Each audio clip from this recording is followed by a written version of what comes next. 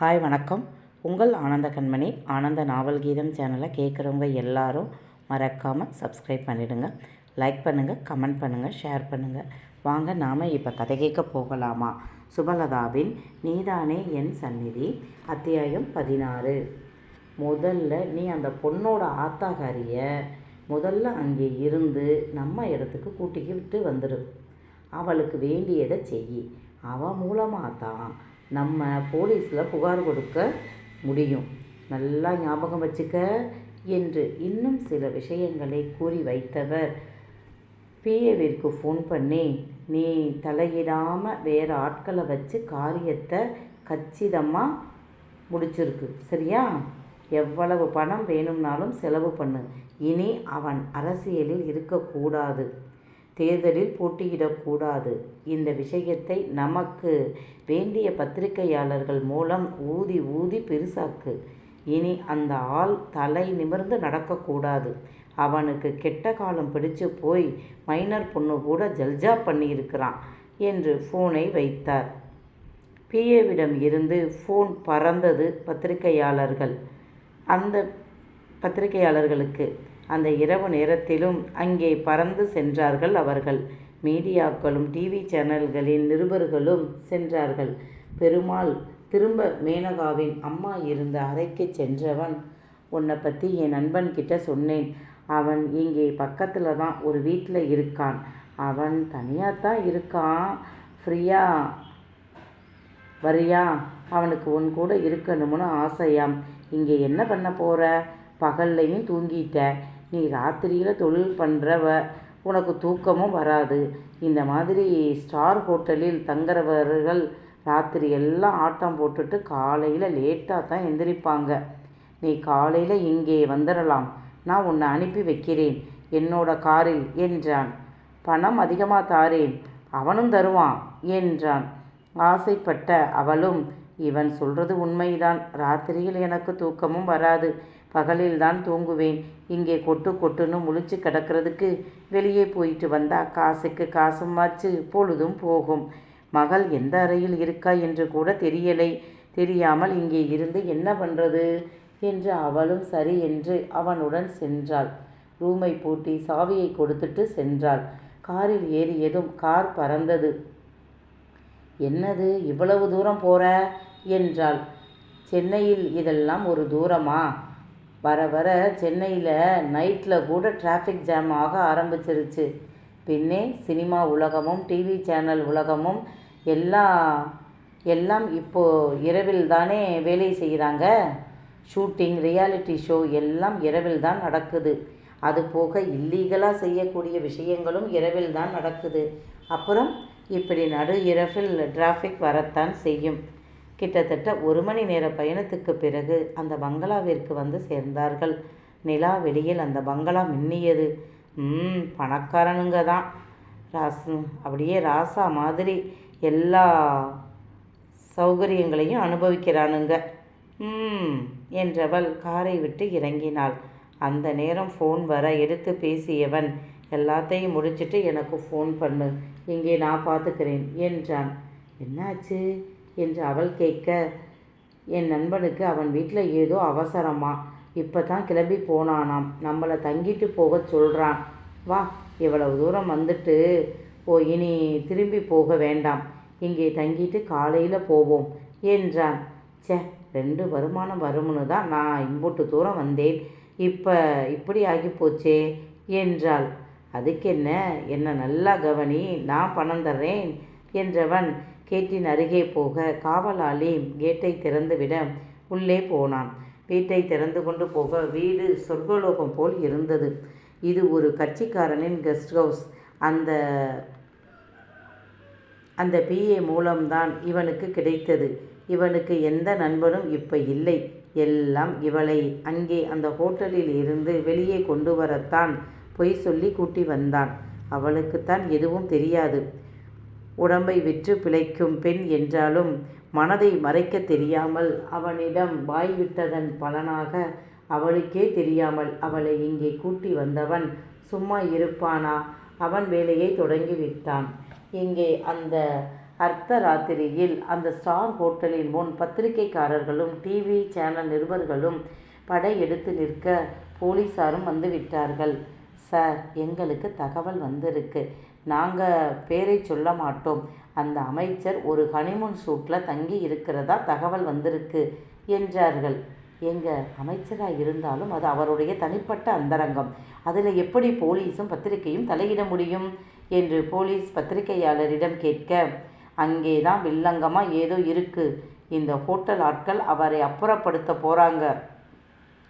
அவங்க அப்புறப்படுத்தும் முன் நாம் போய் அந்த அறையின் முன் நின்று கதவை தட்டினால் எங்களுக்கு வந்த தகவல் உண்மையா பொய்யான்னு தெரிஞ்சிரும்ல என்றார்கள் பத்திரிகையாளர்கள். நீங்கள் சொல்கிறது ஒரு அமைச்சரை பற்றி, சாதாரண ஆளை பற்றி இல்லை.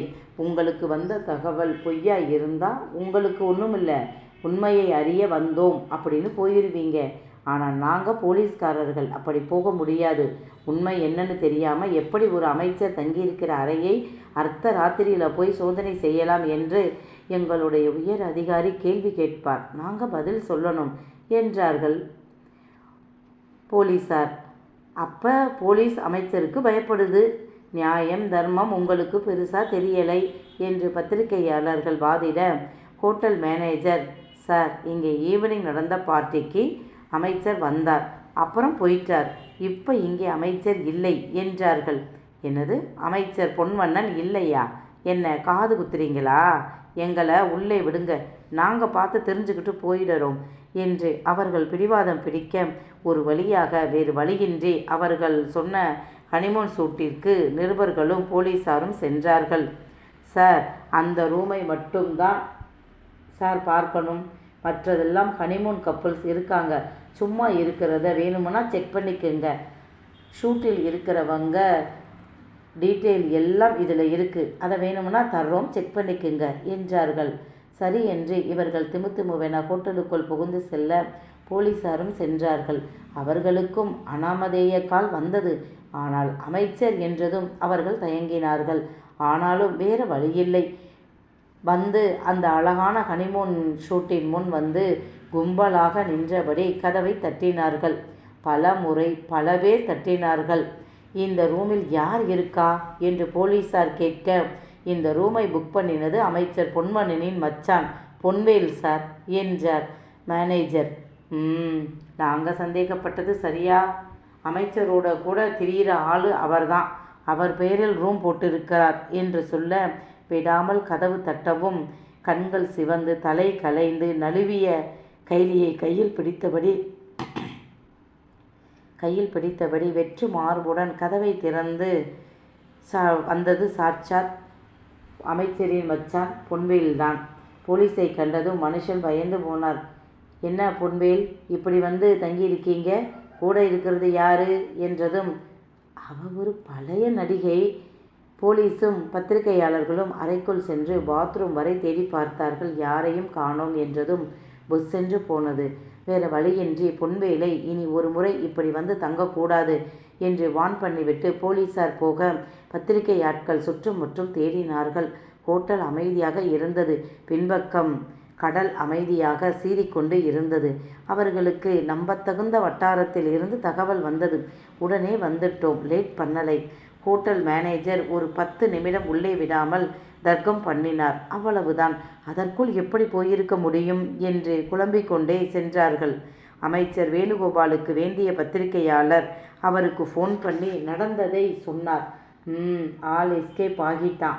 ஹோட்டல்காரன் தப்பிக்க வச்சிட்டான். எப்படியோ விஷயம் வெளியே போயிருச்சு. ஆனால் இப்போவும் அந்த பொண்ணோட அம்மா நம்ம கஸ்டடியில் தான் இருக்குது. வரட்டும், அடுத்து என்ன செய்யலாம்னு பார்க்கலாம் என்றார். இதை ஓரளவு வேணுகோபால் எதிர்பார்த்தார். மச்சானை அறையில் விட்டுட்டு தப்பிச்சு போயிட்டான். அப்படியெல்லாம் மாட்டிக்கிற ஆள் இல்லை அவன். என்ன ஒன்று, இந்த கேஸில் மாட்டியிருந்தா மானம் மரியாதை எல்லாம் போய் அரசியலில் இருந்தே விலகி இருப்பான். ஒரு தொல்லை விட்டதுன்னு இருந்திருக்கலாம். இப்போ என்ன பண்ணுறது? அப்படி நடக்கலையே. அதுக்காக சும்மா விடாதீங்க, அவனை க்ளோஸாக வாட்ச் பண்ணுங்க என்று தன் ஆட்களுக்கு கட்டளையிட்டான். அந்த அதிகாலை நேரத்தில் பெருமாளின் ஃபோன் அடிக்க எடுத்தான். டேய், என்னடா பொய்யா சொன்னேன்? நாங்களும் பத்திரிக்கையும் போலீஸாரும் போய் செக் பண்ணினோம். அவரை அந்த ஹனிமூன் ஷூட்டில் காணோம். அந்த பொண்ணையும் காணோம். காலையில் அந்த அம்மாவை ஹோட்டலில் கொண்டு போய் விட்டுரு. என் மக எங்கேன்னு அந்த டைரக்டர்கிட்ட கேட்க சொல்லு. சப்போர்ட்டுக்கு நம்ம ஆட்களை கூட்டிக்க. அமைச்சர் தப்பிச்சிட்டான். அந்த பொண்ணை விடக்கூடாது. இனி அமைச்சர் மாட்ட மாட்டான். ஆனாலும் அந்த பொண்ணு என்ன ஆனால்னு நமக்கு தெரியணும். பொன்வண்ணனின் கஸ்டடியில் இருக்காளான்னு நமக்கு முதலில் தெரியணும். அவள் அம்மாவை விட்டுடாத, தொடர்ந்து டச்சப்பில் இரு என்றார்கள் அமைச்சர் வேணுகோபாலின் ஆட்கள். அடைச்ச, எவ்வளவு அருமையான ஒரு வாய்ப்பு! அந்த அமைச்சர் மட்டும் வசமாக மாட்டியிருந்தா வேணுகோபால் கிட்ட ஒரு பெரும் பணம் வாங்கி இருக்கலாம். வேறு ஏதாவது கேட்டும் வாங்கியிருக்கலாம். அவருடைய நெடுநாளைய எதிரியை தீர்த்து கட்டிய, அதாவது அரசியலில் இருந்து ஓட ஓட விரட்டிய சந்தோஷத்தில் கண்டிப்பாக மனுஷன் நிறைய செஞ்சிருப்பார். நானும் பல ஆதாயங்களை அவரிடம் கேட்டு வாங்கியிருப்பேன். எல்லாம் கெட்டு போச்சே. திருவிளையாடல் தருமி 1000 பொற்காசுகள் போச்சே போச்சே என்று புலம்பிய மாதிரி பெருமாள் புலம்பினான். பிறகு மேனகா அம்மாவை எழுப்பி, கிளம்பு சீக்கிரம், ஹோட்டலுக்கு போகலாம் என்றான் கடுப்பாக. பிறகு இருவரும் கிளம்பி ஹோட்டலுக்கு வந்தார்கள். வரும்போதே அவளுக்கு ஸ்க்ரூ போட்டான் பெருமாள். இதோ பாரு, உன் பொண்ணு ரொம்ப அழகு. சினிமாக்காரங்களை நம்பி உன் பொண்ணை அவனுங்க கிட்ட விடாத. பொண்ணை ஆளுக்காளு கை வச்சு சீரழிச்சு போடுவானுங்க. ரொம்ப ஜாக்கிரதையாக இருக்கணும். சினிமாக்காரன்கிட்ட எதுவாக இருந்தாலும் நான் என் பொண்ணோட தான் இருப்பேன்னு போனதும் அவனுங்க கிட்ட போய் கேளு, சரியா? நான் உன் அறைக்கு பக்கத்தில் தான் தங்கி இருப்பேன். உனக்கு ஏதாவது உதவி வேணும்னா சரி, இல்லை அவனுங்க மேலே சந்தேகம் வந்தாலும் சரி, எனக்கு ஒரு ஃபோன் பண்ணு, நான் வந்துடுறேன் என்று தன் ஃபோன் நம்பரை கொடுத்து விட்டு அவனோட ஃபோன் நம்பரையும் வாங்கி கொண்டான். என்ன சார் நீ பயமுறுத்துற? நான் நேற்று காலையில் என் பொண்ணு அவங்க கூட்டி போகும்போது பார்த்தது. அப்புறம் நான் பார்க்கவே இல்லை. நீ வேற இப்படி பயமுறுத்துற? எனக்கு பக்குன்னு இருக்குது. என் பொண்ணை எவன் கண்ணும் படாமல் பொத்தி பொத்தி வளர்த்தேன். அவள் அப்பாவோட அழகுக்கு ஆசைப்பட்டு அவளை பெற்றுக்கிட்டேன். அவள் எங்கள் 2 பேரோட சாயலும் கலந்து இருப்பா. சினிமாவில் நடித்தா என் மகளும் பெரிய நடிகை ஆகிடுவான்னு ஆசைப்பட்டு தான் அவனுங்க கூட அனுப்பினேன். நீ சொல்கிறத பார்த்தா எனக்கு பயந்து வருது என்றாள். உண்மையிலேயே இப்போ அவளுக்கு பயம்தான். போனதும் போய் கேட்கணும். அந்த டைரக்டர் எங்கே இருக்கார் என்று தெரியலையே என்றாள். என்னது, அது கூடவா தெரியாது என்று பெருமாள் திட்ட, அவங்க ஏதோ விஐபி அறையில் இருக்கிறதா சொன்னானுங்க என்றாள். ஃபோன் நம்பர் வாங்கினியா? எங்களை கூட்டி வந்தானே அசிஸ்டண்ட், அவனுடைய ஃபோன் நம்பர் தான் இருக்குது என்றாள். சரி, அதையாவது வாங்கினியே என்றான். இந்த தொழிலில் இருந்தும் சாமர்த்தியம் இல்லையே இவகிட்ட. அதனால தான் இவ பொண்ணை ஈஸியாக பிரித்து கூட்டி போயிட்டானுங்க என்று நினைத்தான்.